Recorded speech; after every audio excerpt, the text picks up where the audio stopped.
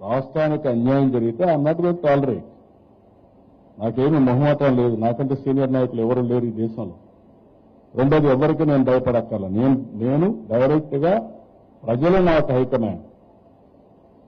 అదే నాకు దేశ రాజకీయాలు కూడా నేను చాలా చేశాను. National front, United front, NDA first, NDA second, opposition లో ఉన్నాను. ప్రధానమంత్రులు ఎంపీ చేశాను, ప్రెసిడెంట్ ఆఫ్ ఇండియాలో ఎంపీ చేశాను. నాకు భయం ఏంటండి? ఎవరిని చూస్తే భయపడాలి? మీరు ఏ రకంగా సీనియర్ అవుతారో నాకు అర్థం కాల. అంటే చీఫ్ మినిస్టర్ గా సీనియర్ మోస్టా అని అనుకోవడానికి మీ పక్కనే ఉన్న నవీన్ పట్నాయక్ 17 ఏళ్ల నుంచి సీఎం కంటిన్యూస్ గా.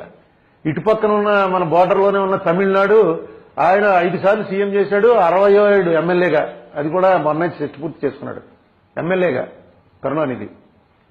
ఇక మీకన్నా ముందైన వాళ్ళు ములాయం సింగ్ యాదవ్ ఉన్నాడు, కళ్యాణ్ సింగ్ ఉన్నాడు, ఫారూక్ అబ్దుల్లా ఉన్నాడు, శరద్ పవార్ ఉన్నాడు, యాంటోనీ ఉన్నాడు. వీళ్ళందరూ కూడా మీకన్నా ముందే చీఫ్ మినిస్టర్ అయ్యారు. చీఫ్ మినిస్టర్ గా సీనియరా మీరు అంటే కాదు.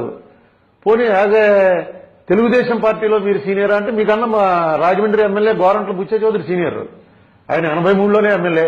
మీరు అప్పుడు 83లో కాంగ్రెస్ తరఫున పోటీ చేసి డిపాజిట్ కోల్పోయిన ఎలక్షన్ గుర్తుందో లేదో, ఆ టైంకే ఇతను మాకు బుచ్చే చౌదరి ఇక్కడ రాజమండ్రి ఎమ్మెల్యే చేశాడు. తెలుగుదేశం పార్టీలోనూ మీరు సీనియర్ కాదు. ఏ రకంగా మీరు సీనియర్ అనుకోవాలి? పోనీ మొట్టమొదట ఈ ఆంధ్రప్రదేశ్ లో ఇప్పుడున్నటువంటి ఎమ్మెల్యేల్లో నేనే 78లో ఎమ్మెల్యేని కాబట్టి మొట్టమొదటి ఎమ్మెల్యే నేనే అనుకుంటే కేఈ కృష్ణమూర్తి 78లో అయ్యాడు, అశోక్ గజపతిరాజు 78లో అయ్యాడు, ఇంకా చాలా మంది ఉన్నారు. మీ దాంట్లోనే ఉన్నారు, మీ పార్టీలోనే.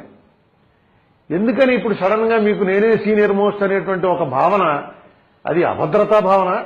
అది ఒకసారి ఆలోచించండి. ఈ రాష్ట్రానికి ప్రమాదం, అందులో పడకండి ప్లీజ్. దయచేసి ఆలోచించేయండి.